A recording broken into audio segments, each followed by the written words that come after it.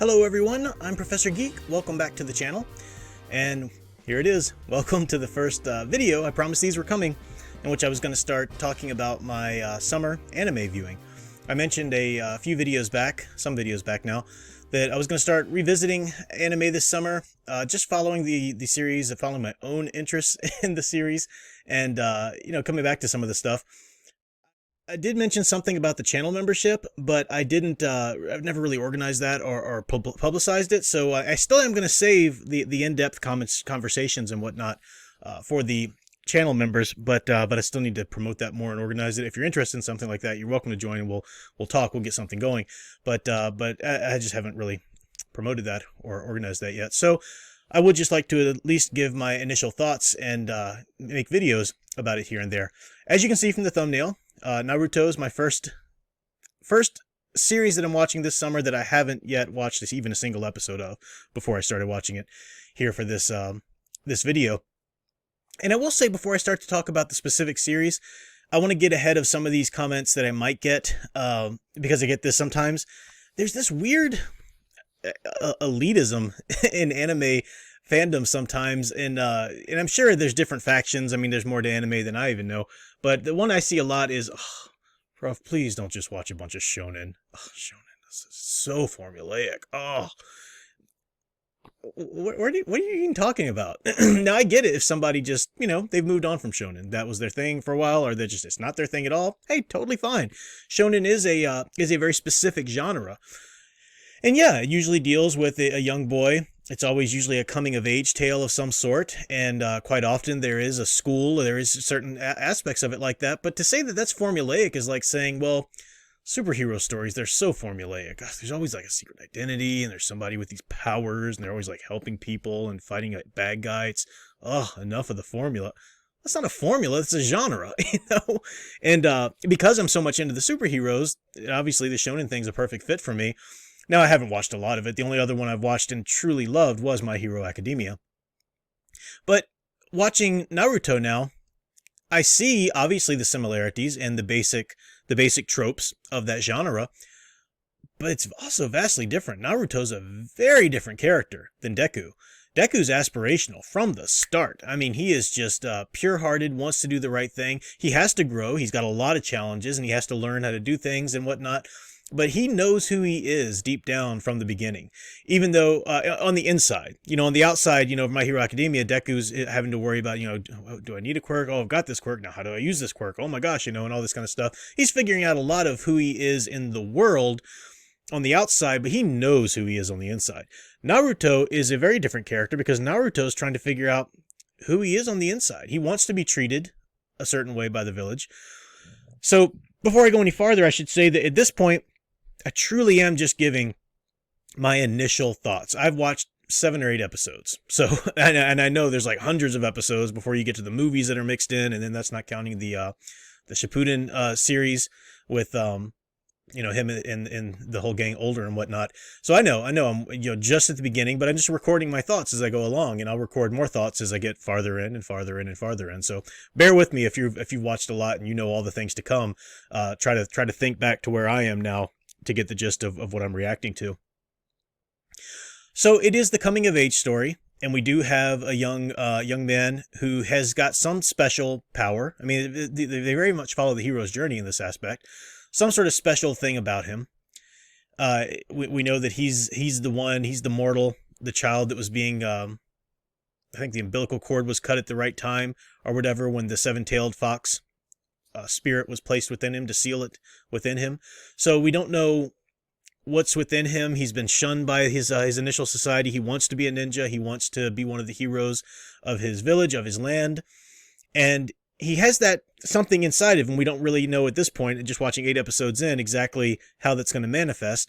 But he is incredibly good at certain things. Once he stole that scroll and learned how to do the clone jutsu, he can actually create actual clones of substance, not just mirages or illusions, rather. So he's got certain special things about him, but he's not the most powerful person in the world at all. When he's put with his trio of team members there, and I'm forgetting some of the names because these episodes are pretty fresh in my mind. I know he's with Sakura, and I forget the young man's name. who's supposed to be the best in the class, had the highest scores, whereas Naruto had the lowest scores, and they're placed under the one-eyed ninja guy. Forgot his name too. Sorry, it's just there. I'll remember it as I keep watching the episodes. I'll learn that. But so it's an interesting type of character. I don't know. He could still end up being aspirational. I mean, at this point, I've only watched so far in. He is somebody who makes a lot of mistakes, but he hasn't made any sort of great moral failings yet. So for all I know, he could still end up being aspirational if he doesn't really, because he's just more of a trickster, more of a little bit of a troublemaker. He wants the attention. He grew up as an orphan. He didn't get the, that kind of attention and love and support. So he wants it, which makes sense and everything. But my gut tells me he's probably going to be a little bit more of a cathartic motivational. Certainly very much a trickster as of now. And we see that trickster, he's got the trickster tropes too, because he blurs boundaries a lot. And what I love about it so far, like I said, I'm only 8 episodes in, but I love how even from the very foundation here, the very beginning of the show, it's building this theme of identity. Who is he? Who am I? Who do I want to be? Where is the space between the ego and superego, or the the shadow self? If you cross over into the Jungian words of it there, and they build it up right from the beginning, because you've got him. He's got another spirit within him. What does that mean? Who is he? What does that mean? So he's got identity issues there. It's a coming of age story, so that's already automatically somewhat of an identity issue. People growing into who they're going to be at that age of puberty and whatnot. He's one of the jitsus he's already mastered is his sexy jitsu, as he calls it, where he instead of transforming into another person or whatever, he transforms into a sexy young busty girl or whatever, nude usually, to shock the people around him. And that's funny. That's actually hilarious too. Something simple like that really speaks to the psychology of like a young boy that age, because there is this for young boys becoming aware of women and then starting to, be interested in them or whatever, the hormones are going or whatever. There's this natural curiosity of like, what's it like to be a woman? Not that they feel like they're a woman trapped in a man's body or anything like that. I mean, that's kind of our culture today can kind of warp them into thinking that, even if it's not really what they're thinking. But, it's just that curiosity, you read Freud and Jung, they'll talk about that. And so it's very interesting that he transforms himself, sexy jitsu, and it throws other people off, especially the older men, which is quite funny. But between that and then the clone jitsu that he does, he's creating more of himself. He's trying to figure out, who am I? What form am I to take? Am I many? Am I one? He's got a different spirit within him. Am I this? Am I that? Who am I going to grow into be? He knows what he wants to grow into be, the greatest ninja hero of them all. But is he going to make it? A lot of people are against him in that, so that theme is very much there. He's a bit of an outsider, and there's also a little bit of a theme of outsiders that you see reciprocated over and over, just like the identity theme. So we met the honored grandson, the leader of the town's grandson, and he feels like an outcast because people just treat him as the honored grandson. No one sees him for who he is, and he's causing trouble and whatnot. Even Naruto's original our initial team there of students. Sakura's the young woman, the young girl who's just kind of boy crazy for that other boy in their team, and she's trying to figure out who she is. The young women that can get fixated, young girls at that age can get fixated on boys or whatever, and that's an identity problem. The young boy, the guy I'm blanking on his name, he's the last of his clan. Well, that's a big identity thing, Am I to be my clan? He wants to get revenge. It's not quite revealed yet in the episodes I've watched. So yeah, identity. And their teacher was talking about how you need to rely on your team. Ninjas are you do have to have a certain amount of solitude and individualism, but you go out as a team, in this world, in this universe. Really fascinating to see the theme just so solidly built from the beginning, because that's not something I see a lot of. I don't know if it's very common in this kind of anime or the manga that it comes from. I don't know if that's something there is, but in a lot of shows or a lot of cartoons you would watch, or even, live action shows for adults, otherwise, they start writing it, and it's kind of an amateur writing thing. They start writing to sort of figure out the themes as they go along. Because this is something, it's a bad writing trope, it's a bad writing technique, rather, that writers today have kind of pushed. They like to wrinkle their nose at talk of themes, or talk like, oh, don't talk about that. No, that's for the English teachers, those evil English teachers who read all this symbolism into blah, blah, blah. Well, yeah, you're not just inventing crap that happens. That's not what a storyteller does. A storyteller polishes a story. It does worry about pacing and tension, and that's very, very important and very significant for the craft of storytelling. But just as important to make it a meaningful piece of art in that story, yeah, you solidify the themes. You make sure that it's saying something, it's communicating. It's doing what even Stephen King, somebody who hates any kind of English scholarship, acknowledges that, yeah, you go back after you've written it and you find a theme and you tighten it up and you want to tell the truth. That fiction is the truth inside, the truth inside the lie. So yeah, you're making up a story, but in doing that, you're recontextualizing something I've said a lot about mythology, recontextualizing our daily problems, our real problems of coming of age in whatever school or whatever upbringing you had, recontextualizing that in this fantastical setting.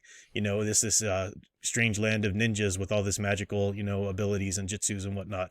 So it seems to be really well done. I'm looking forward to it. When I first watched the first episode, I thought, okay, I see what they're doing here. It didn't really hook me yet, though, Deku, and when I watched My Hero Academia, immediately, first episode in, I was connected to that character because he's that aspirational, and I felt his pain. I knew what he wanted. He's such a good heart, and I was really there for him.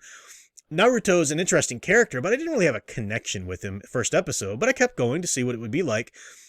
7 or 8 episodes in now, I can't really say that I'm personally connected to him as a character yet.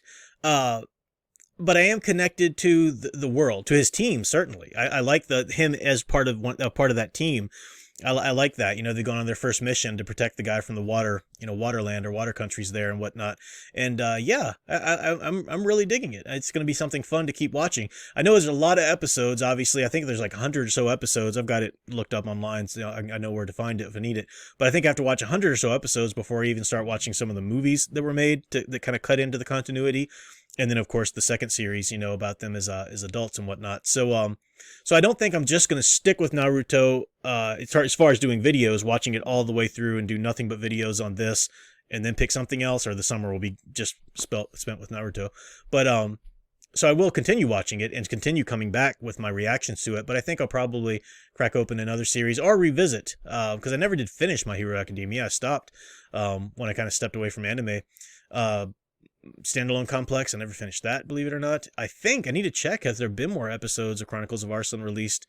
I'd like to watch that. Of course, Cowboy Bebop always bears a rewatch, but there's more out there too that I want to get into that I already know. I already know about the things that I want to get into. So thanks for watching, though. Hopefully this is kind of fun for all of you Naruto aficionados or super fans to kind of revisit the show through somebody else's eyes as they're just coming into it. That's always fun. And then hopefully as an English teacher and as a writer, I'm bringing, some sort of, realization or understanding of the series that maybe you hadn't thought of before, or, some sort of spin on it. But that's all I got then for now. I will come back for more of these, more thoughts on this series as well as other series this summer. Thanks for watching, and until next time, keep enjoying and digging deeper into the hero stories you love.